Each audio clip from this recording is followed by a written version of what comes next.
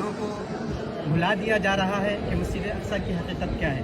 اس لیے مسجد اقصیٰ کی حقیقت ہمارے سامنے صاف ہو جائے, واضح ہو جائے, اس لیے آپ کے سامنے یہ ڈھانچہ بنایا گیا ہے. اب سب سے پہلے اس کا ایک بڑا تاریخی پس منظر ہے, ایک لمبی تاریخ ہے. اس کی تعمیر کی ابتدا کب ہوئی, کس طرح منظم کیا گیا. اولین ترین درجے میں حضرت یعقوب علیہ السلام کو وحی الہی کے ذریعے سے اس کی نشاندہی کی گئی تھی. پھر اس کے بعد انہوں نے تعمیر کی ابتدا کی. حضرت داؤد علیہ السلام نے بھی تعمیر کو جاری رکھا. حضرت سلیمان علیہ السلام کے زمانے میں یہ تعمیر تکمیل کو پہنچی.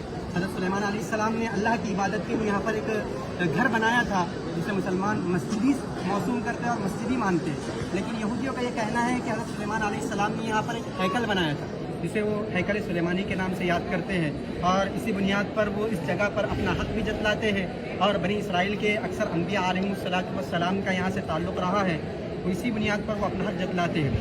اب یہاں پر وہ ہیکل کو سب سے پہلے جس نے مسمار کیا اور ڈھا دیا تھا وہ بخت نصر نامی ایک بادشاہ ہے جس نے 589 عیسوی میں اس کو منہدم کر قبل مسیح میں اس کو منہدم کر دیا تھا اور ڈھا دیا تھا.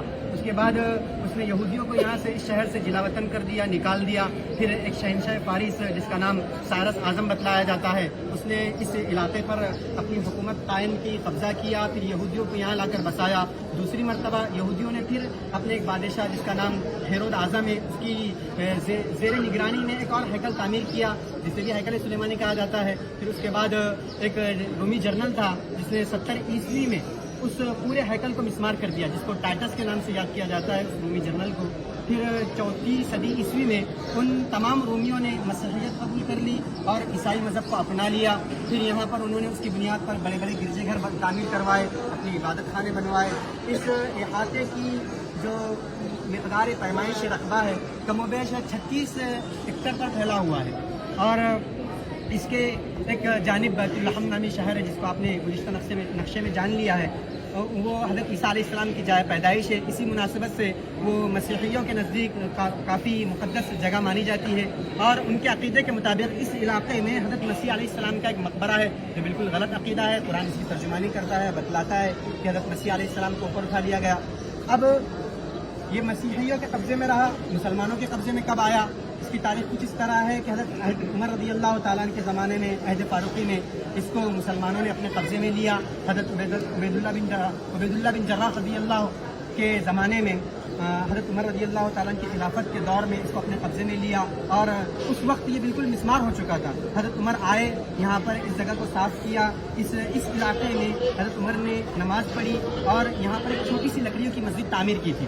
اس کے بعد یہ جو آپ کے سامنے نقشہ نظر آ رہا ہے, جو اسٹرکچر نظر آ رہا ہے, اس کی حقیقت اس طرح ہے کہ یہ جو دونوں تیار کیے گئے ہیں یہ بنو امیہ کے زمانے میں تیار کیے گئے. عبد الملک بن مروان اور ولید بن عبد الملک, ان کے زمانے میں یہ دونوں عمارتیں بنائی گئی ہیں. اس عمارت کی حقیقت یہ ہے کہ یہ پورا علاقہ ایک پہاڑی پر ہے, اور یہ خاص طور پر پہاڑی کا حصہ ابھرا ہوا ہے. کم و بیش 1.5 سے 2.5 میٹر اوپر ابھرا ہوا ہے. اس پر یہ بنایا گیا ہے. اس کا نام قبۃ الصخرہ ہے, اور مسلمانوں کے ذہن میں سوشل میڈیا کے ذریعے سے یہ بات بٹھائی جاتی ہے کہ یہی مسجد اقصیٰ ہے. حقیقت یہ ہے کہ مسجد اقصیٰ صرف اسی کا نام نہیں ہے بلکہ پورے احاطے کو مسجد اقصیٰ کہا جاتا ہے. مسجد اقصیٰ حرم قدسی کو, یہ پورے علاقے کو مسجد اقصیٰ کہا جاتا ہے. اور مسلمان جو اس مسجد کو مسجد اقصیٰ کہتے ہیں اس کی وجہ اور بنیاد یہ ہے کہ انہوں نے نماز پڑھنے کے لیے اس علاقے کو خاص کر دیا ہے, اس لیے اس کو مسجد اقصیٰ مسلمان کہتے ہیں. اور یہ مسجد اتنی شاندار ہے کہ اس کے اندر سنگ مرمر کے پتھر جڑے ہوئے ہیں اور مختلف قسم کی کاریگری قرآنی آیاتیں وغیرہ لکھی گئی ہے, اور ایک وقت میں 3 سے 3.5 لوگ اس میں بآسانی نماز پڑھ سکتے ہیں. پھر یہ قبہ ہے جو سامنے بنایا گیا ہے, یہ بھی عبد الملک بن مروانی کے زمانے میں بنایا گیا. اب اس پر نقش و نگار جو نظر آ رہا ہے یہ نقش و نگار خلافت عثمانیہ کے زمانے میں یہ نقش و نگار کیا گیا ہے, اور خلیفہ عبد الحمید اور عبد العزیز کے زمانے میں یہ نقش و نگار ہوا. یہ ایسا نقش و نگار ہے کہ یہ اپنی مثال آپ رکھتا ہے. یہ ایسا قبہ ہے جس کی نظیر اسلامی ہسٹری میں پیش کرنا مشکل ہے. اور اس پر جو قرآنی آیتیں لکھی گئی ہے وہ قرآنی آیتیں سورہ یاسین کی آیتیں ہیں, سورہ بنی اسرائیل کی آیتیں ہیں. اب یہ قبہ اور گنبد کی اصلیت یہ ہے کہ اصل تو یہ لکڑی سے بنا ہوا ہے, چونے وغیرہ سے اس کی استرکاری کی گئی ہے. اس پر جو گولڈن رنگ ہے یہ سونے کا پانی چڑھایا ہوا ہے. اب اس طرح یہ جو قبے نظر آ رہے ہیں اس طرح کے کئی قبے اس علاقے میں موجود ہیں. یہ قبوں کی حقیقت یہ ہے کہ اس زمانے میں چونکہ مسجدوں کے اندر ہی درس و تدریس کا بھی کام انجام دیا جاتا تھا, تو لوگوں کی سہولیات کے لیے خانقاہی نظام قائم ہو اور درس و تدریس کا نظام قائم ہو، اس وجہ سے اس طرح کے کئی قبے یہاں پر تعمیر کیے گئے۔ اب اس مسجد کے بازو میں، جس کو لوگ مسجد اقصیٰ کہتے ہیں مسلمان، اس کے بازو میں ایک میوزیم ہے جو 10 مسلمان ادوار کو بتلاتا ہے۔ اس کے اندر 10 مسلمان ادوار کے عجائبات رکھے ہوئے ہیں اور 600 ایسے قرآن نسخے رکھے ہوئے ہیں جس کو الگ الگ خطوں میں لکھا گیا ہے۔ اب یہ دیوار ہے، اس دیوار کے متعلق مسلمانوں کا عقیدہ تو یہ ہے کہ یہاں پر آپ علیہ السلام کا براق باندھا گیا تھا۔ عیسائی یہودیوں کا عقیدہ یہ ہے کہ 70 عیسوی میں جو رومی جنرل تھا ٹائٹس، اس نے جو ہیکل سلیمانی تعمیر منہدم کر دیا تھا، اس کا باقی ماندہ حصہ یہ ہے۔ اسی وجہ سے وہ اپنی ایک عبادت کی نشاندہی کے طور پر یہاں پر آتے ہیں، گریہ وزاری کرتے ہیں، اپنی منتوں مرادوں کی چیزیں یہاں پر رکھتے ہیں۔ اور اس طرف کا جو علاقہ تھا، یہ شہر کی آبادی تھی، یہاں پر ایک مسجد آباد تھی۔ اس کے بعد مسلمانوں کی وقت کی جائیدادیں تھیں، ان کم وقتوں نے ان جائیدادوں پر حملہ کر دیا، مسجد کو مسمار کر دیا اور اپنی عبادت کے لیے خاص کر دیا۔ اب وہاں پر ایک کنواں نظر آ رہا ہے۔ اس کنویں کی حقیقت یہ ہے کہ اس طرح کے کم و بیش 25 کنویں اس احاطے میں بنے ہوئے ہیں تاکہ جو زائرین آتے ہیں ان کے لیے پانی کا صحیح طور پر انتظام ہو سکے۔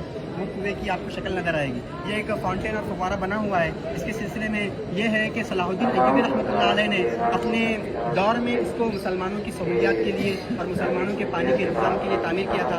اس باؤنڈری میں کم و بیش 14 دروازے ہیں۔ ایک دروازہ نمونے کے طور پر بنا دیا گیا ہے جس کو گولڈن ٹیمپل کہتے ہیں۔ یہاں پر سلیمان علیہ السلام کا استبل کہا جاتا ہے اس کو۔ پہلے زمانے، اب تو اس کی کوئی علامت اور نشانی باقی نہیں رہی، بلکہ یہاں پر ایک نیچے تل میں ایک مسجد ہے جس مسجد مروان کہا جاتا ہے۔